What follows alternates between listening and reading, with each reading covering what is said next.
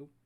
All right, everybody, we are starting. Welcome to HALLOW-SCREEN. Let me get my face and everything up on the screen for all of you. Not my real face, though. I'm Marshmallow Matt today.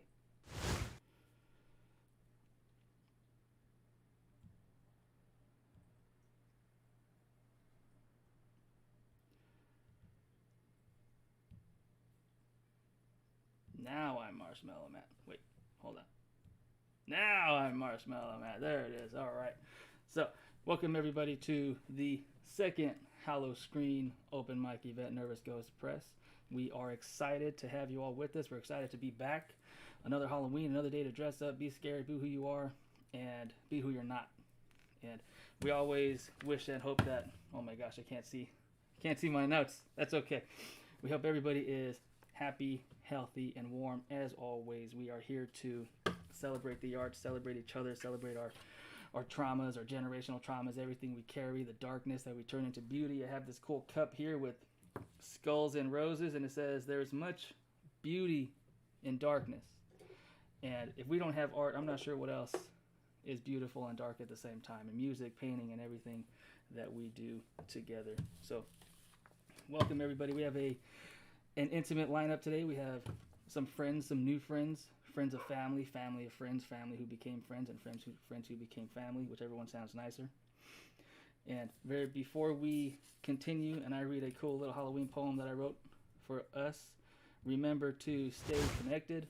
We have our social medias, nervousghostpress.org. Of course, if you want to reach out, Instagram, Twitter, Facebook, this YouTube channel, Nervous Ghost Live, and of course, ghosts at nervousghostpress.com. Email us for updates, news, and so on. Just kind of what's going on, what's happening. We're working on a new annual journal. Can't tell you the title yet, but it's pretty cool. It has a cool story also. Super fun. And Ghost Dennis can't be here today, but of course we're sending good vibes, positive vibes, welcoming everybody, hoping everybody's doing all right.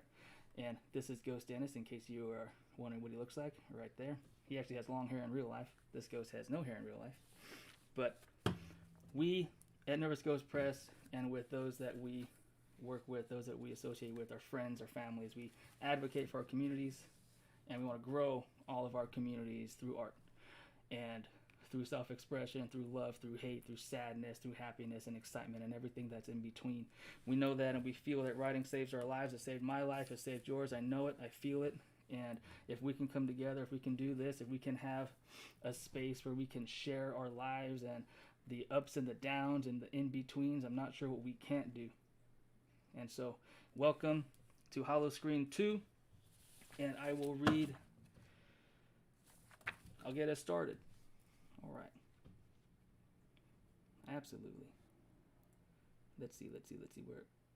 It's hard to see. I didn't realize how difficult it would be to see through this. I might have to take it. All right. You know what? Yeah, I can't see. That's okay.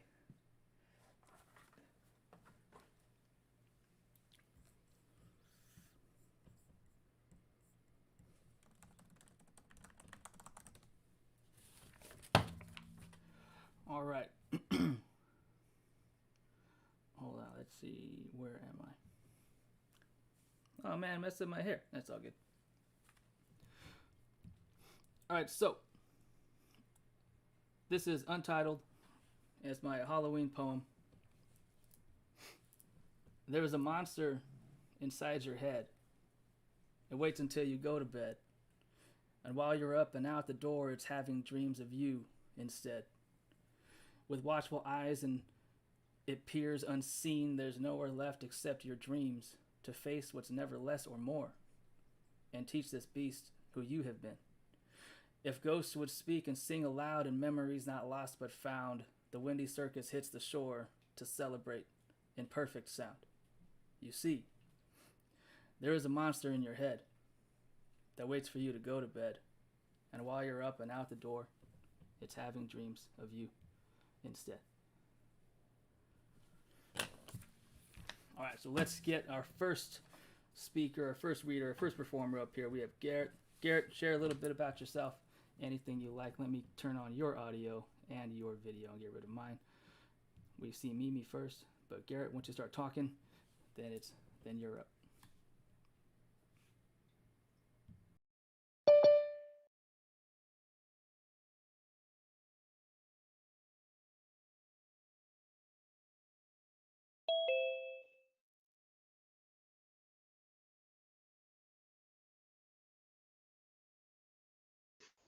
Sorry about that. Oh, good. There we go. There we go. What's up, Garrett? Ah, apologies, everybody.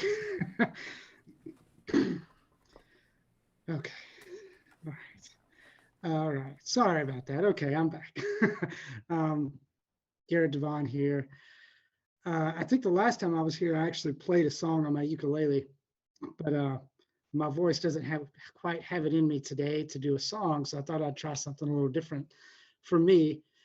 But it's something you all do regularly, which I very much respect. So if it doesn't go well, my apologies, and I hope I don't insult anybody that's used to doing spoken word.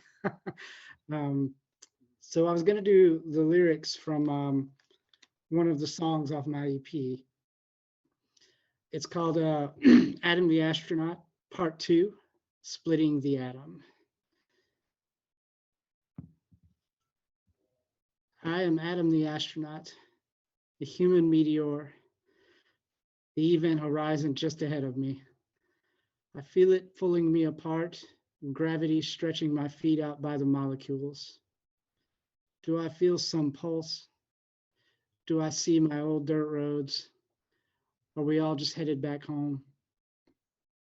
Panic memories complete a narrative and create links out of the nothing. Terror optimized from unknown consequences. And it looks like this one's going to sting a bit. There's no way to alter this path. I'm too far in. Some vicissitude in spite of me. I feel it pulling me apart, energy and virtue deep within the gravity. Do I feel some pulse? Do I see my old dirt roads? Are we all headed back home? Everything's slowing down and calming down. The source begins tinkering with the core, splitting the atom from his injured ego and piecing him back to one, his eyes open at last. Everything is calming down and slowing down, and his eyes are open at last. I feel it pulling me apart. Energy, a new life, light, and love are just ahead of me.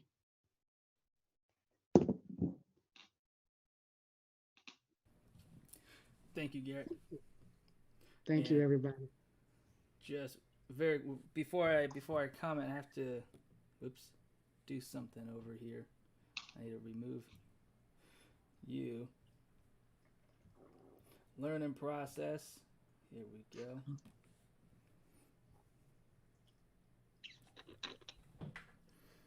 All right, one second. It's really fun though. I get to use all these tinker with all this stuff. All right, here we go. I'm back. Okay, so thank you, Gary. You know what? The biggest connection I see is the connection between music and writing and music and art in general. And a couple things. Oh, I made this mistake again. The links out of the nothing. I see the connection there pulling me apart and the gravity. All of those types of emotions and the heaviness. And I'm really big on heaviness and how it pulls us, it rips us, it pushes us forward also. And I shared once with one of my classes, we were talking about something and how language, how we can play with it and with music, just that, like you do, and I hope you feel better soon. And how, when I go somewhere, you're going. But when you arrive somewhere, it's like the movement of the words. And it's really weird for me to see it. But, when I arrive, I'm purposefully getting there. When I get there, maybe it was an accident, maybe it wasn't, but I haven't quite Right. solved it yet. Yeah, but thank you, Very Garrett. much. Thank you. Let's see. Whoops. Oh my gosh. Oh, heck, I was clicking on the wrong button. There we go. All right, so also everybody watching, listening, remember, comment your questions. We always have our Q&A discussion at the very end where you can ask us questions, ask the performers questions as artists, as people. We really get to have and enjoy the almost one-on-one and very intimate setting to ask questions that make us think, that make us move, and that make us proud and happy that we're here. All right, our next reader up is a very close friend of mine. Very happy that you're with us here, Mimi.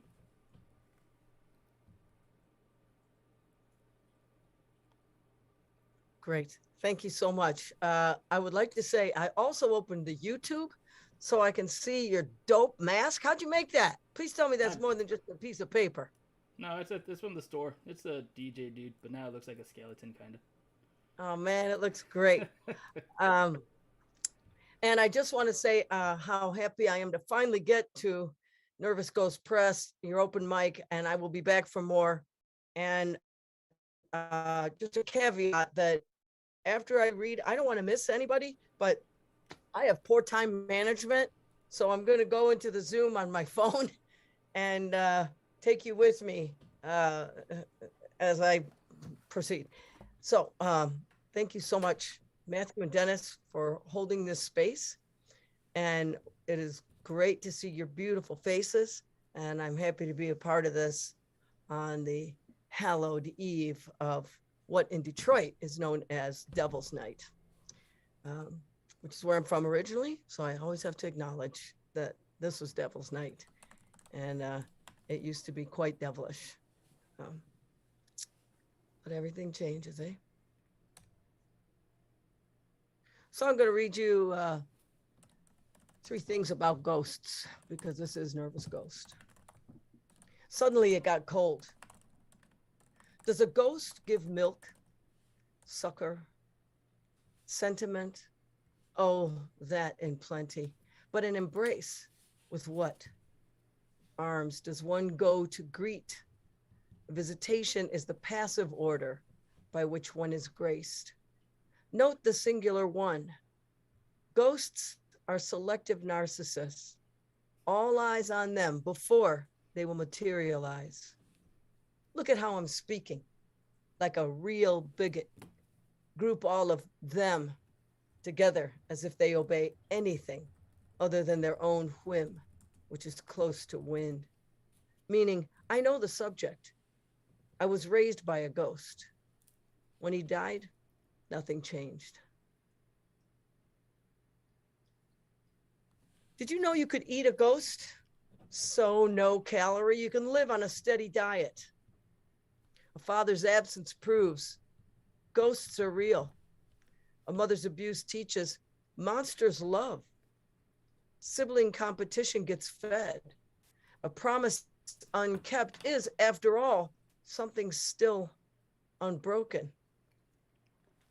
It was never made. To love a ghost, you must give it all your attention, because it knows, living there inside you, riding your heart like atmosphere, every ray of your precious thinking shone into its face, on its back, between its legs, at its fingerlip tip, warms. Its spatial veil of atmosphere wrapping only longing around itself, but an idea.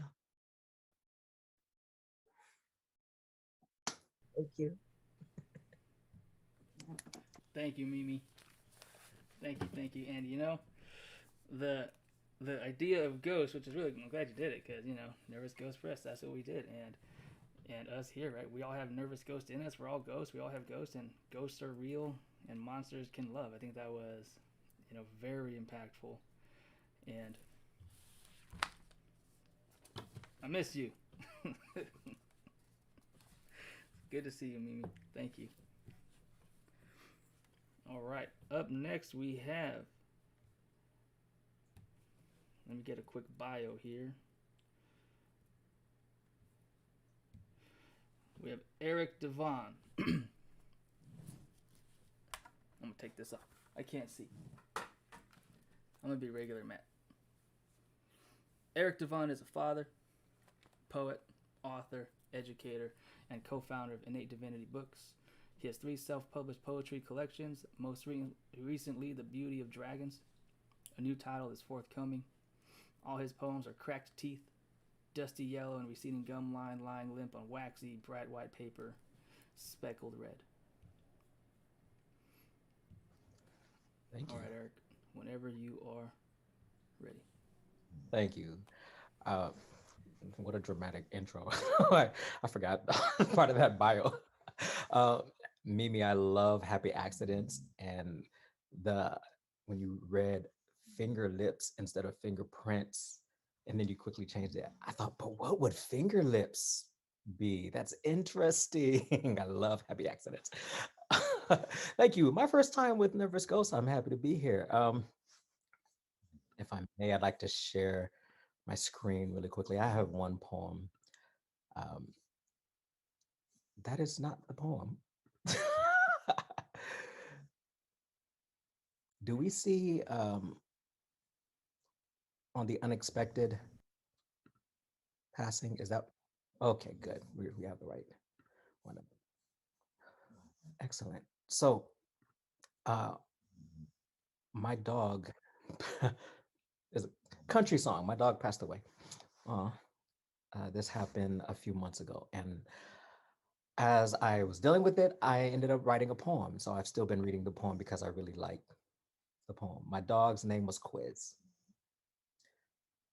By now, the clock has announced the body as wound, struck into the earth, each limb cracked and unnatural, the way dusk settles on the curve of our lips. On the expected passing of Quiz, each day arrives misshapen, worn casual black like ribbons, doused in a gritty mix of sugar and kerosene. All is reborn unfamiliar and new, where man's best friend chases a moth unmade, having alighted from a tender branch, willed itself charming and bright, until we forget the butterfly brilliance we once were and prepare the cocoon we are to become. True or false? 1. A death is unannounced. 2. Yesterday came shaped as water. 3. Grief hangs loose on a broken frame. 4. Tears, where commingled, ignite. Multiple choice. 5. When reborn, all is asymmetric and familiar. B, moaned unremarkable.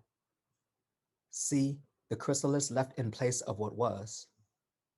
Define what was. 6.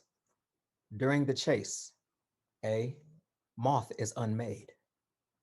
B, where the dog is unmade.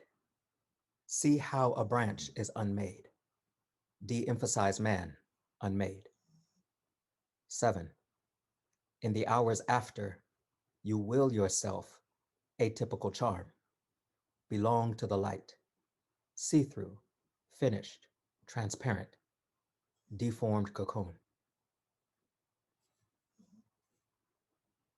Uncanny the detail we notice when staring at a box. Sharp corners and swirling yellows crossing through grain and acorn red, smooth, consistent, still. The golden latch seems to have been stapled into the lid and lower panel, crooked, a little off kilter. And inside, a bag settles into the recess, heavy with the gray grit cupped and scooped into a soft loaf. Nothing like the bread you were.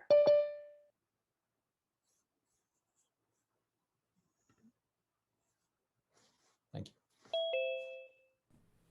Thank you. Thank you, Eric. Let me get my face back up here. So there's so many buttons on this screen, you know. You know, the form of it, I think that's one of the greatest things, how we can use the page and then the paper and the ink and the color of it and the feel of it and the way it looks and all the negative space, the positive space, the in-between space, the outside space, the inside space to really get us, because us as people, we're not just this. We have the inside, the outside, the in-between also. And our paper can 100% reflect that just as we are, as we read it, how we feel it. And I think the most impactful line that I took from your work is grief hangs loose on a broken frame. And you know, sometimes I think we feel like broken frames. And if you ever had a broken frame, whether it's a window pane or canvas or something, it doesn't work, and yet somehow in our lives, the grief, it's still there. You rip off the frame, you take off all the foundations, you take everything away, and it's just floating somehow. And I think with art, I think with what we're doing and all of these things that bind us, it's beyond our bones and beyond everything that we're made of. And thank you for sharing. What are you gonna cook today? So far, all my meals come prepared. Yeah, that's pretty good too.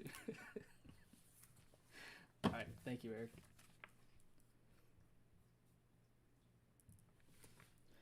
All right, our next speaker, so I can introduce with the helmet, Marshmallow Matt. The next speaker is, and today's event is really cool. We have a lot of close people, a lot of future close people in our circles, in our heart circles, in our industry professional circles, and so on. And I am very, very happy to introduce everybody, Mia. Oh, thank you, Matthew. Thank you. And thanks everyone for being here. I'm enjoying the reading so far very much. We lost a dog. I can identify very well with that last poem. I'm generally a nonfiction writer, but I do have a novel that is going to be coming out in the next year. And this poem that I'm going to read is the first poem that I've written for decades. And it is called Book Club Weekend. 5 of us elders, old ladies to each other, 5 of us laughing, struggling every which way to get out of low beach chairs, laughing. The man, wading in the river with 2 splashing boys, looks over and does not laugh. Nor does he direct his children to the comedy, aging women leaning on collapsing chairs, pratfalling into the sand. Perhaps he turned away in respect, leaving us to be the ones to make light of our demise. Our book report for the River Weekend, how-to directions for hastening that demise should the pratfalls become no longer funny or even understandable. We'd watched one husband's long, slow death. He wanted out, we only later learned. Turns out to be easy. A pill to doze off, a cocktail, they call it that, to stop the heart. Then again, it's not so easy. The laws are written to keep the body alive as the mind dies. But we still have time to find a way. The cat door out. Plenty of time to fold the chairs, heat up the potluck dishes, and pour the wine.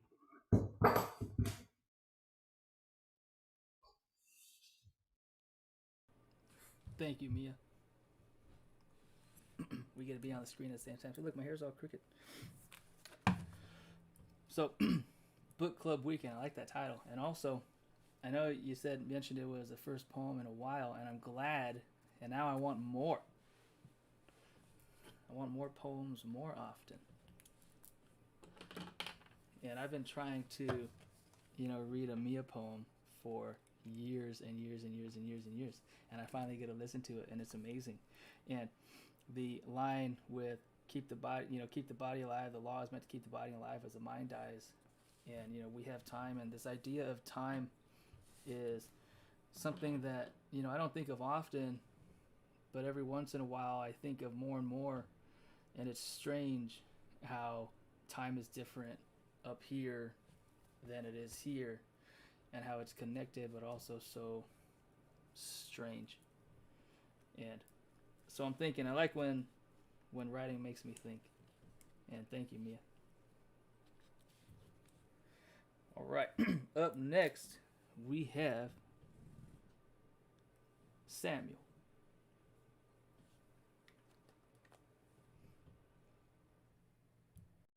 Okay, so I'm good to go. All right, check it out. Nervous Ghost Press, you got my pen inking. So I'm adjusting my flow, so hear this like you want to be a part of me. Call me temptation, yes, I'm a fiend out to get it. This be my theme. In these lines, read my mind. You know what I mean. So big they buying my books in Belgium now. I got them hungry for me. Sounds like R&B. They even dubbed me the Will Downing of poetry. And to think, I'm just complicated passions. You see, she was a love poem. And now she's that motion picture I want to star in. Not just acting, I wanted that Dark Man Blues thing, loving a queen.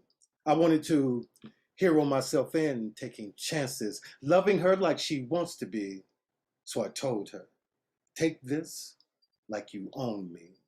No doubt I'm about this life, two souls becoming one. If it's you setting the scale for me, asking when my love's in need, speaking RIP to the love I used to be addicted to. Yes, I found myself addicted. I had to drop digits. My wanting to hear sexy, damn, I wanted to taste it. Like a drug, it had me. It was like confirmation, and in another moment, I had to have it, making those pillows scream once again. To have her taking me deep like my dreams, it's got me addicted. You see, it's been a while since I've tasted beautiful, arousing earth tones. She be black coffee in my mornings.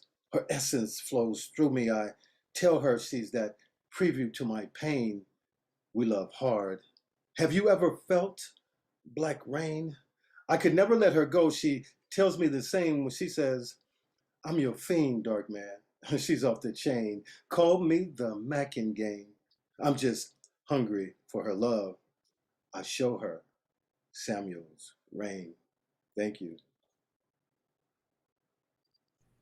Thank you, Samuel.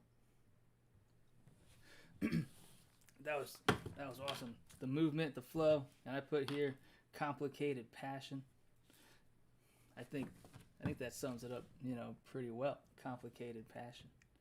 And two souls become one. The love I used to be addicted to, and the hunger. Absolutely, I felt it. I feel it. Thank you very much. Thank you. Samuel. All right. Up next we have, and the cool thing about these events are not just that you all get to see people and hear poetry and songs and music and rhythm, but also that I get to meet new people, and I get to meet new people through friends of friends, through their friends and their friends, and it's a really cool way to bring our communities together. And so remember to stay connected with us. Instagram, Twitter, Facebook, email, website, www.nervousghostpress.org, and of course the email ghosts@nervousghostpress.org. That is ghosts@nervousghostpress.org. And so our next speaker is someone who I've never met before, but I'm excited to have them here. I'm glad that you reach out. If you reach out, I always say yes. And so reach out, say you want to read with us, and the answer is always yes. And so up next is Arthur.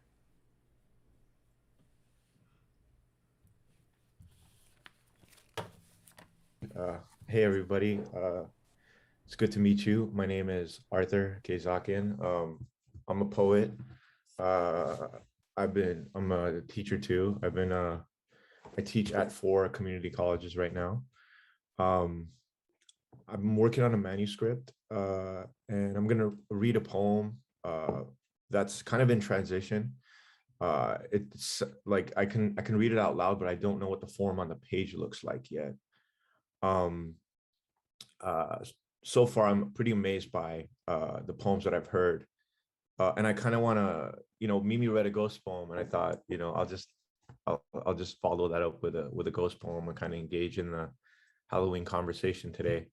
Matthew, thanks for having me here today, man. I first heard uh, uh, I was listening into the first Ghost City Press reading, and I totally support you guys. I think it's awesome what you're doing, and I'm honored to be here. I reached out to Matthew and I asked if I could read, actually. Okay, so this is a poem that's kind of still in transition, but it's called Reasons Why Ghosts Exist. Because cobwebs were the ancient band-aids for wounds. Because the web is rich with vitamin K, the webicillin stops the body from leaking. Because a woman in Paris lost her wedding ring in 1972, then found it on the gravestone of her second husband in 2021. Because curtains in the backdrop of an empty room. Because take me with you. Because light invades but acts like we should be grateful for its arrival. Because blood. Because blood donors receive a text from an unknown number each time it is used. The message reads, "Thank you, 00000." Because men who cut down trees end up in a wooden box. Because laughter is found on a tape recorder every 1.7 seconds. Because we will never know who loves us. Because we may never know who loves us. Because we may know who loves us, but never know how much. Because the West says, love yourself, and it feels like living with a stranger. Because it would take 60 minutes to drive to space. Because we are still searching for a boulevard to the sky. Because clouds, because flies, because elevators, because my hand moves faster than my shame. I heard my parents separate through the wall of my room. Because COVID was the light who took my cousin. Because a spider bit my left hand when I was 6. Because the shortest wars are the ones where we make love. Because now I hear footsteps on the wooden floor in my den in the rhythm of my cousin's walk. Because the spider bite itches at every funeral. Because money, because tree, because money is a dead tree, because trees fly in reverse when we dream, because a flock of ravens are misinterpreted as conspiracy, the smell of borscht drifts through the slim crack of a door half open, because my cousin is the second husband of a woman with a missing ring, because air is jealous of the way you hover, because vapor, because steam from chopped onions spices the eye, the minted leaves and butter sliding off a slab of lamb at the speed of smoke, because memory, the potent tinge of coal after a fire dies, because money is the dead tree who split my parents, because a spider bite is a small phantom made for the hand, like a cousin who never returns but lingers in a dream, like a missing wedding ring burning around my finger. Thank you. Thank you, Arthur. And I have here trees fly in reverse when we dream. Who loves us? Why ghosts exist, and excited. And as far as the form, you said you don't have it yet on form. I'm excited to see it. I want to see what it looks like. We are all able to feel it and to hear it, and I'm excited. Maybe it doesn't get a form. Maybe it is a ghost in that sense. And the idea of ghosts and this theme of ghosts is so cool, and I like it. And ghosts of who we were, who we've been, who we aren't yet, who we will be, of love, of lost love, of future love, and so on and so on. And I really appreciate you being here, and thank you for joining us, Arthur.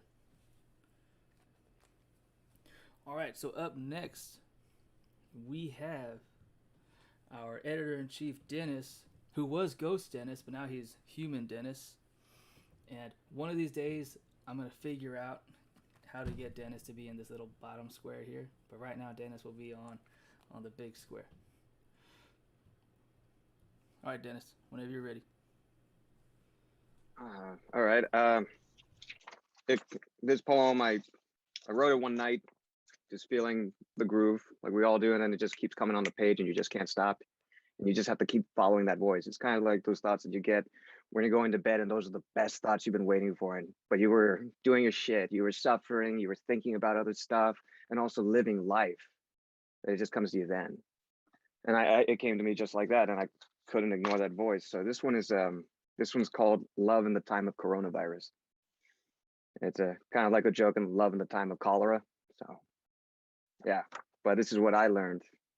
So here we go. Make sense of this for me, of being in love with someone you've yet to meet.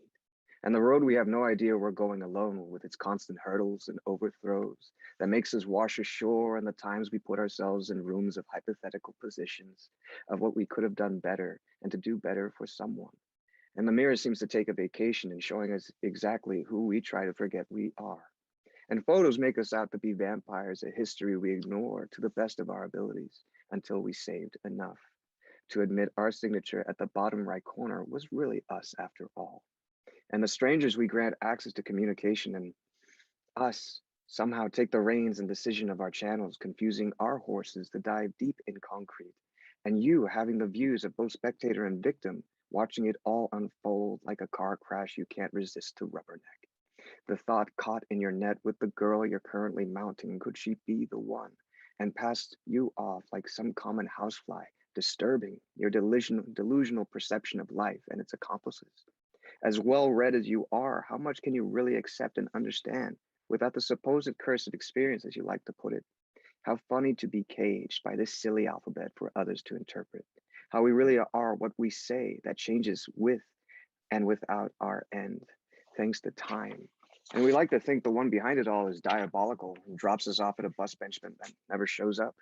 But us there for a reason to teach us something astronomical beyond our own understanding is the culprit, keeping us away what's unspoiled when it really is really you. But you won't take fault because it's somebody else's job. That's the problem we won't recognize, and expect the nobody we imagine to inherit or adopt on their own terms to take care of what you can't, and laugh at them with popcorn jumping static and carbonated in the grand pyramid of schemes. Some poor sucker who will put the nails on the cross meant for us right now. You're learning what it means to be used. And you're the flower girl, spreading the beauty of separated petals like you're on the same level as those you bestow upon. But they want what they want, and your body is less than you can generate for them. And sometimes it's uncomfortable that all we are with our lessons we grade on our own is graded differently in the eyes of who we covet. And we amount to an incomplete painting that sits in garages as an unaccomplished dream we hide, or people we were incapable of quitting and resuscitating with mere words no one has spoken, marked by expiration dates and finish lines set on a sea impossible to walk on.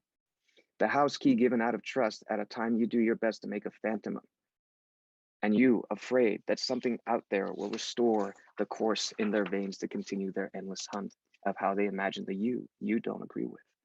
I love you, they say, and you act like it's the first time you heard it. But it's open for interpretation because people don't love like you do, and it's hard for them to fathom that than it is for you. But each of them is a graduating class, and not everyone retains what they learn. And you have to be the one, unfortunately, that teaches what those forgot.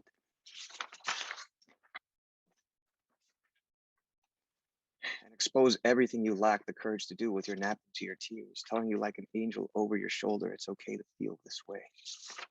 The act of pounding closed doors that open like they were before, as if everything can go back to their appropriate place before the damage was done, and that phase of neglect you shrug off as best as you can.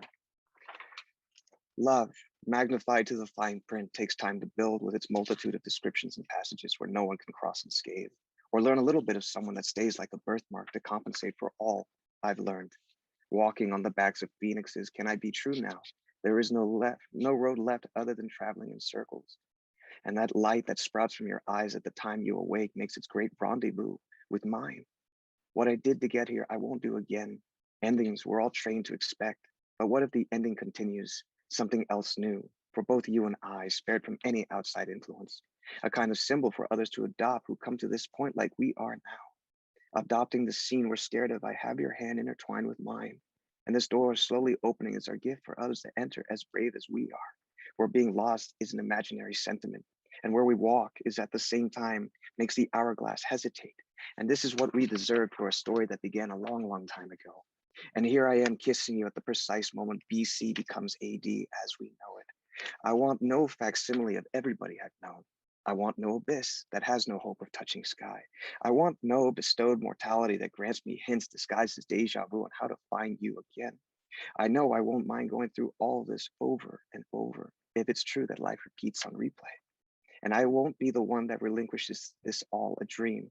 There's more to it, and we can't find companions that default on what we feel for voice. And there's a choir waiting to sing a gospel according to us for something that has never happened before. Or has it? Yeah, thank you. Dennis. It was a long one, so I cut 3 pages off. So sorry, it's not the whole thing. It's all good. Thank you, Dennis. And so one thing before I move us into our Q&A format, and I have to have my camera off until then because of all these buttons. But while I share some words, Dennis and I, we go way back into the early years before we were Ghost Matt and Ghost Dennis and Marshmallow Matt and Ghost Dennis. And Dennis is someone that I hold very close to myself. And I'm glad that he's with us. I'm glad that he's working. We have a lot of great things coming up, and we're excited. We can't share anything yet, but when we do, I think we're moving, and every day we're working hard. And stay connected. Updates right here on your screen as always. Ghost at Nervous Ghost Press, and we look forward to hearing from you. So let me set up our Q&A here, everybody, and those of you who are part of it will be all of us. Let's see, hold on, how do I do this? Here we go. Almost, 1 second. Got too many screens open. This thing on my face. There it is. And here we go. All right, everybody. So the first question, and I have the first question I'm curious to ask everybody. And well, I have two. And the first one is just kind of a whatever question, but it's what are and if you are dressing up tonight or tomorrow as?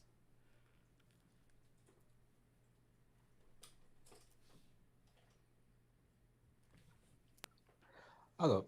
So this, if I decide to do anything, it'll be this because my daughter has a matching, set.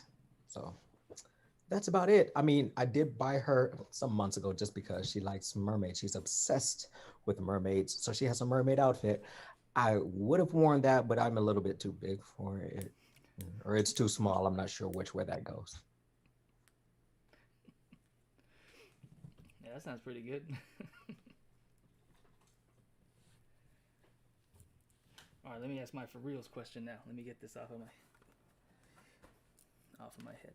Oh, look, see. All right, if I look this way, that's where they are. So I'm, looking at 8 people at the same time. So one question I have for everyone, whoever wants to share, is kind of keeping in themes of our event today. When you write something scary, something that haunts us, something that it's always in the rear view. We turn around and it's there. We see it in the corner. We see the shadows. When we write something that's scary, and we're moving, our pen is being pulled to the page where we can't stop. How do you know when to stop?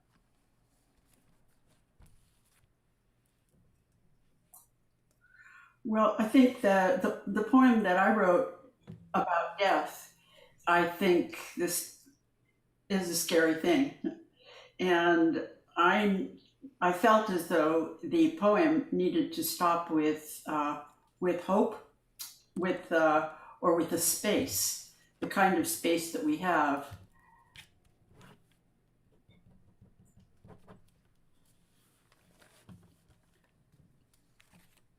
I'll kind of bounce off of that if that's all right. Sure. Kind of a same idea for me. Like the poem I read, it's about change and how hard change can be. So it's terrifying in that way, and I churned through that piece probably. I rewrote it at least 10 times probably. Um, and there is, it's what you're saying, you know, like you kind of, for me, I churn and churn and churn, and then I start to realize somewhere in there that I'm starting to spin out a little bit. And it's more about like, okay, let's stop and let me think about where I'm trying to go. Where's this thing trying to go? And for me, it is always about trying to find some kind of hope out of the fear. You know, like if you just have the fear and there's no hope of anything better beyond it, then it's just god awful. But if I can find drive or purpose or something to move above through it, then that's usually the stopping point. Like, okay, I've got that figured out, and now I don't need to keep churning because it's just going to get darker and less to the point. I've got a couple of thoughts there. First, is a poem ever really done? Obviously, but beyond that, Patricia Smith mentioned something along the. She said something along the lines of, she uses form and teaches people to use form to address the hard topic, because when you can focus on the form, that kind of almost helps to distract yourself. But once you're past that line, writing beyond the fear itself, now you're vulnerable. You've used the form as a tool to get you to that place. For me, I will usually sit back and look at the form, and if it makes sense in the context of what I've been writing, and I feel like the message is clear, and I have a sort of resolve. I feel like the situation within me either has been resolved, or my emotion towards it, I have a better understanding about it, then I feel like it's done its work. With the poem that I wrote or I read today, that was originally the 2 columns. The one side being the main body of the poem, and the other side being a quiz referring back to the columns. But I was also writing other poems, or trying to write other poems about the same topic. And I eventually realized these can go together. So it ended up being, yeah. So sitting back and looking at the final product, what I thought was the final product, it wasn't until I looked at it from all the different angles which I had been approaching the poem, and realized, you know, this little piece here, sometimes the little piece is a poem itself, and sometimes it belongs with the rest of another piece, you know. And I don't like ending on an and yeah, but and yeah.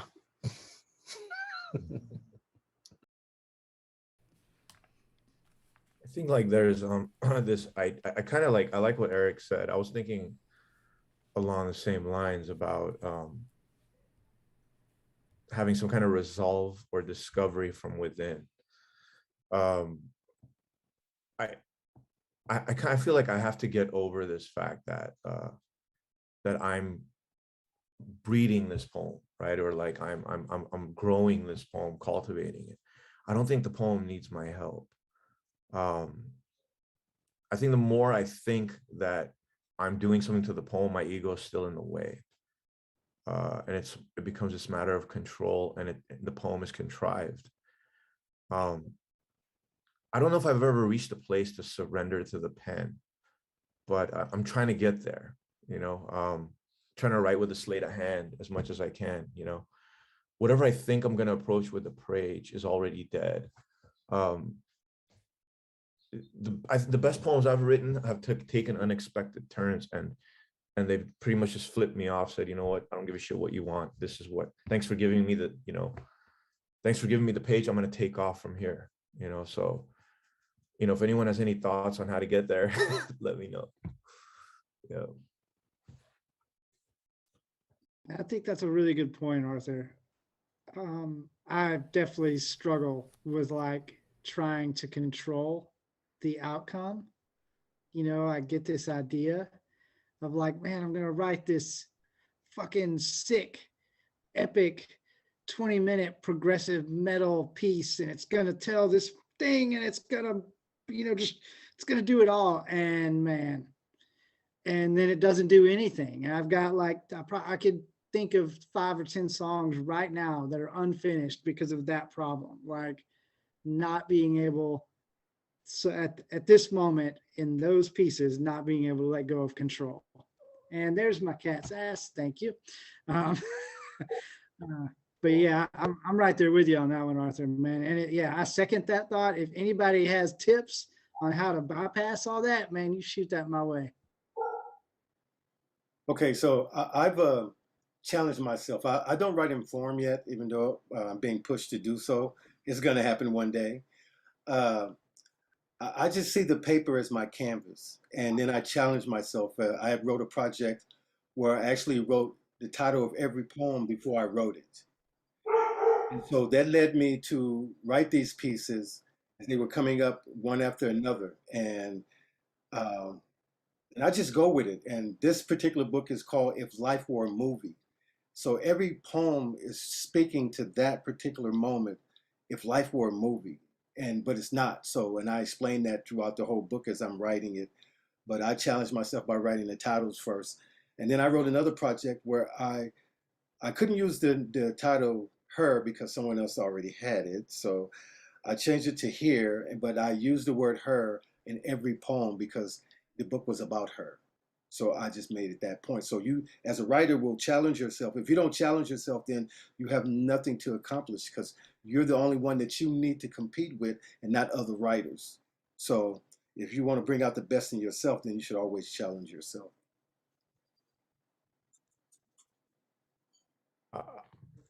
May I add to that point also, the last 2 points?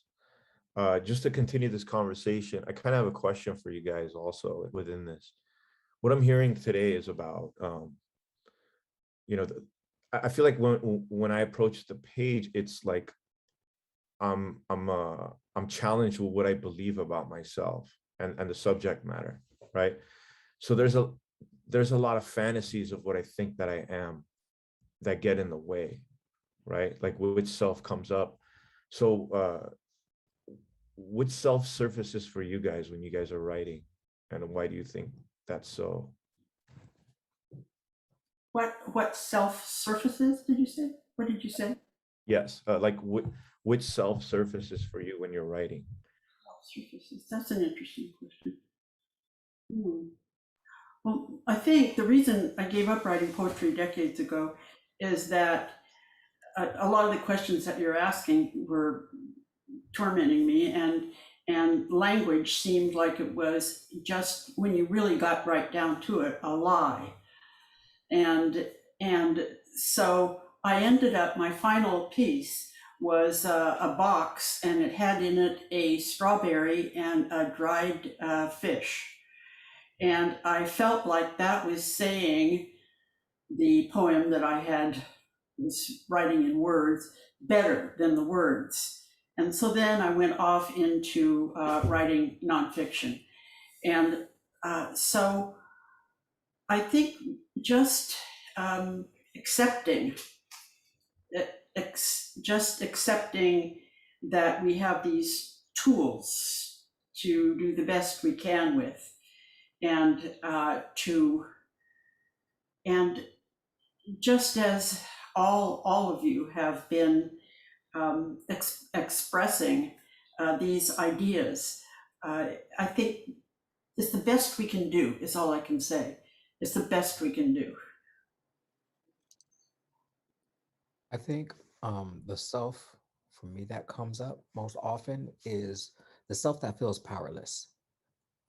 Because in my poems, I'm usually reflecting on something hurtful or traumatic in my life. And through the poetry, I'm looking for a way to either understand it or I'm trying to take some power back. So that tends to be what rises to the top most often. And through that, I can often find some means of peace. So that's myself. Yeah, that's a fantastic question, and I don't know however many answers I have, but that made me think, and it kind of draws us into the next question. But what I can share, at least when I'm writing, and to try and get myself to realize that, like we all said, the tools and the poetry and the tools and the music is our tools, the pen, our voices, our emotions, the sounds, and our power and our lack of power. You know, we use the tools to get to a point where we can trust that what I put on the paper belongs on the paper, and I don't have to manufacture it anymore, and I don't have to fix it, and I don't have to tidy it up. It breathes and it lives on its own. And then to trust it, that it can live on its own. You know, okay, you're kind of letting it go and letting it, you know, I don't have any kids, but I imagine when they grow up and they leave the house or whatever, that's what you do. Like, all right, I did enough. I did enough in my head, and I raised the words enough, or the sounds, or whatever it is. I'm comfortable, they're comfortable, and they have their own life, and then go be. And if it's a F you to me, then that's what they are. You know, maybe it doesn't come out, it doesn't like me, and it doesn't, or it comes out in it, and it's my, you know, little cradle, little baby. But the self that I write, that I know is here all the time, is, I think, like Eric said, is the power of this. Is when I was a kid, when I couldn't write, when I couldn't speak. And then so every poem is an FU to that person. But then also without that person, I couldn't appreciate the words. And there's the anger in it, there's the appreciation, the compassion that came from the anger and all of those other emotions.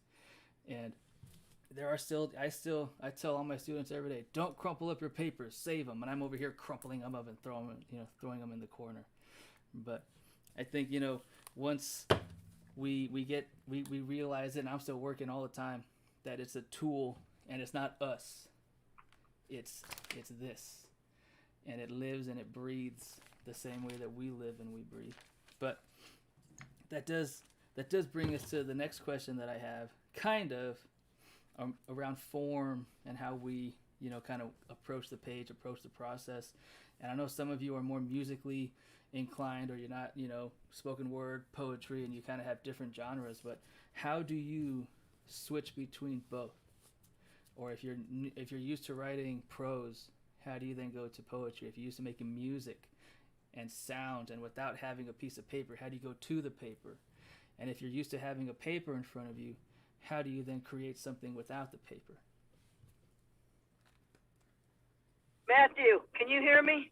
Yes.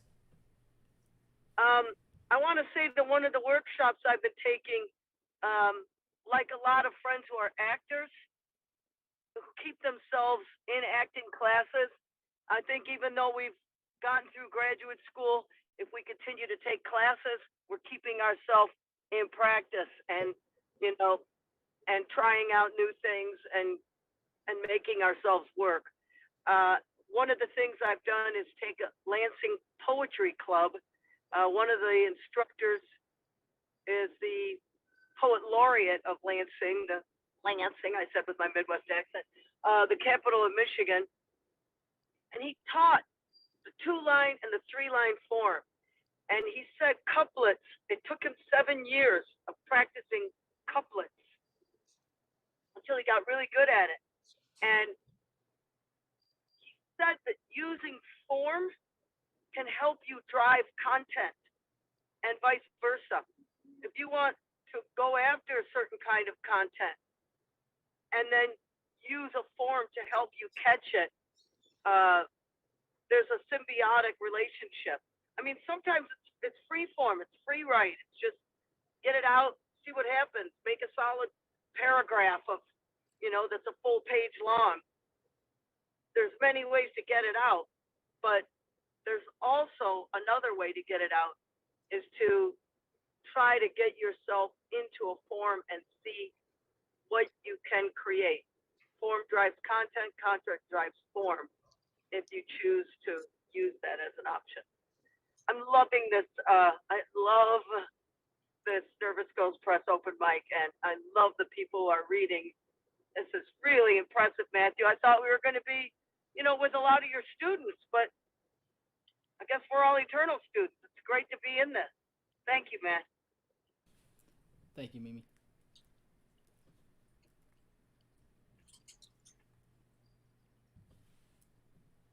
I think I agree with Mimi, by the way. This has been pretty awesome, pretty impressive.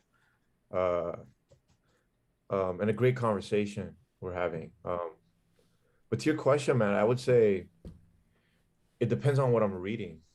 I'm kind of like a sponge, you know. Uh, I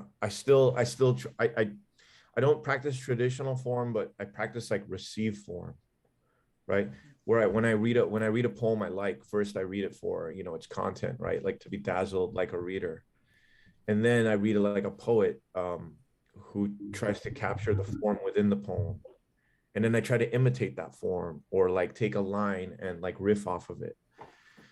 That's how I switch. Sometimes a lot of poems are musical, sometimes they're you know, sometimes they're more academic, sometimes they're logic driven, you know. Sometimes it's just repetition. It all really depends on what I'm reading. I think for me, I started in spoken word um, when I started taking poetry seriously. I started off in spoken word, and I think I was heavy into imagery and utilizing metaphors as effectively as possible. But I wasn't really thinking about form so much. And I started reading, picking up books, and I noticed things were happening within the books. I'm like, I got to understand what's happening here. I started going to workshops, and um, that's when I started learning that form is a big component of some poetry, right? Largely academic poetry. And for me, the initial reaction was, so this is what you respect? Let me see if I can do it. Okay, now let me show you I can do it. You know, it was kind of responding to the implicit challenge that, oh, you're just a spoken word artist. You do the rhyme thing. That's nice. But and I think for me, I did come to a point where I felt like solely relying on rhyme as a device was too simplistic. Um, I thought rhyme is one of the earliest literary devices that we learn. Children, as children, we learn nursery rhymes. You know, it's one of the earliest things we learn. And I think for me to grow, I was looking for other ways to relate to the page. And then a lot of the poets that I was reading, they were big on subverting the form. Okay, let me approach this form, but let's see how many different ways I can tweak it. So maybe you don't recognize it immediately. Some of my favorite poems are, what's his name? Terrence Hayes has one. I get to the end of the poem and notice there are 3 lines. And I'm like, wait a minute. This poem was chunked in a certain way, and a little bell goes off in my head. I know sestina's in 3 lines. So I go back to the beginning of the poem and I start recognizing this has been a sestina the whole time, but it's so unconventional the way he approached it. I think form just allows so many new ways to be creative and approach the page. And not to keep referring to the poem I wrote today, Mimi made a great point as far as form um, kind of guiding content and content guiding form. I don't know why I almost said porn. um, definitely not on my mind at all. Come on, stop it. So the quiz, the concept of the quiz started with my dog's name being Quiz. I'm like, okay, well, yes, I'm gonna make half of the poem a quiz. But as I'm doing it, I'm realizing, well, we're talking about grief. And there's a lot of questioning that goes into the grieving process. So when you turn this poem into a quiz, and now this is where you can use the opportunity to question, you know, and that function is priceless. And I think, again, my favorite poet, as Patricia Smith said, giving yourself more tools for your bag allows you more opportunities to explore. So if you know different forms, you're opening up that much more of the world and poetry to yourself, and giving yourself more options to explore more effectively whatever you're trying to write. I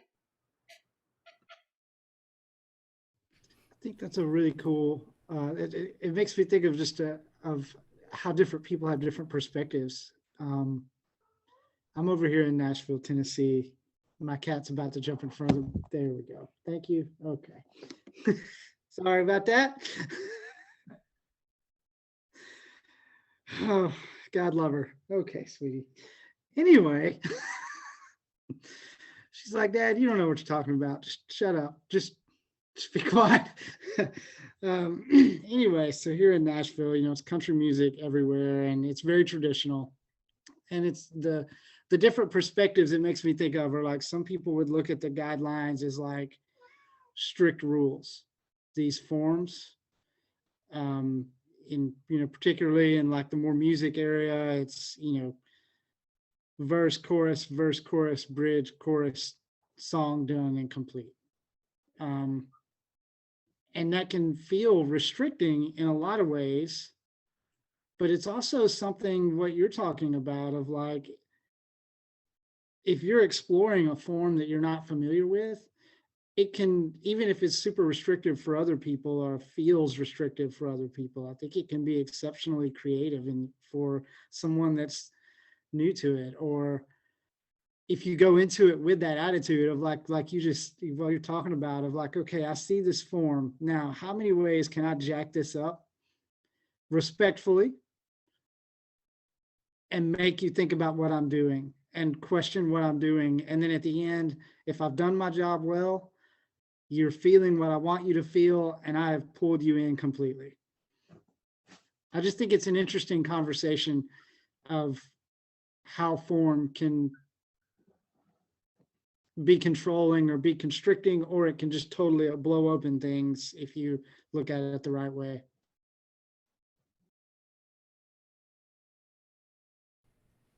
Absolutely. And and you know what, when I think of form and how it's changed for a long time. So we used to always write very traditional kind of poetry, almost exclusively. And then we had this big break into free verse and blank verse. And I get to decide. I'm the author. It's up to me only. My form is mine and mine alone.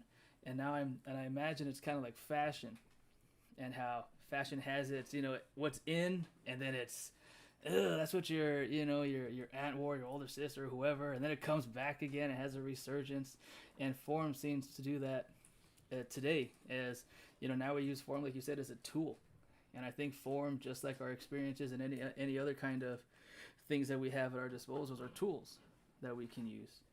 And once we are able to, again, trust ourselves with whatever tool we have, then we can start really unleashing what we see and hear. Because I know for myself, I'll write something that's not even close to what I thought in my brain, or what I wanted it to sound like, or the heaviness I wanted to give it to. You want to make it really heavy like an anvil, and then you write it out and it's got a little balloon. It's like, I don't want to write a balloon. I want to write an anvil. Like, what's going on here? And I know that some challenges, and I think Samuel, brought up challenges, which is really cool, is I'll try to write with my other hand, my offhand, because I like using pens, but I write too fast with my dominant hand, so I'll switch hands. I have to think about the letters. I got to think about the words, and I'm thinking slower. And I don't get to just kind of, shoot it out like normal. I have to okay, this is an M. I'm like, oh man, oh geez, and or different perspectives, and that's a form that I've been practicing, with different perspectives and trying to see how someone else would look at my experiences, but 50 years ago, or if I were my grandparent, how would I look at myself? And then, in 50 years, 20 years, 30, whatever it is. But I think I'm going to close this out here soon, and I want to thank everybody. Of course, remember, those watching, those here, stay connected.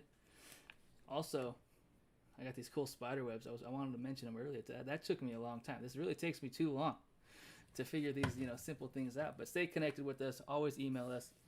Next month, our open mic will be replaced by a Voices of California 2 event.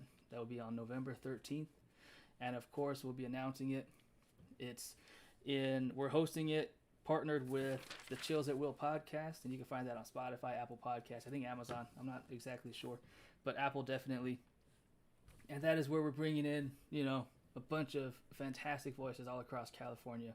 It'll be in location and virtual in LA, and we'll be posting more information on our website, on the social media accounts, email blasts, all these different kinds of things.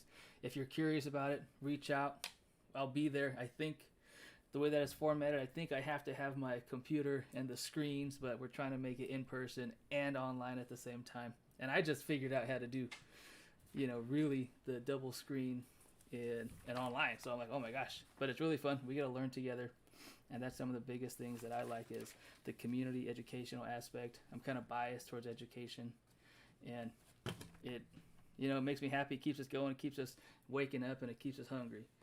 And so thank you everybody for tuning in. And if you watch later on, remember, hit us up, like us, email us, contact us. We're always welcoming everyone. If you want to read and speak with us, everybody is welcome all the time. So thank you everyone.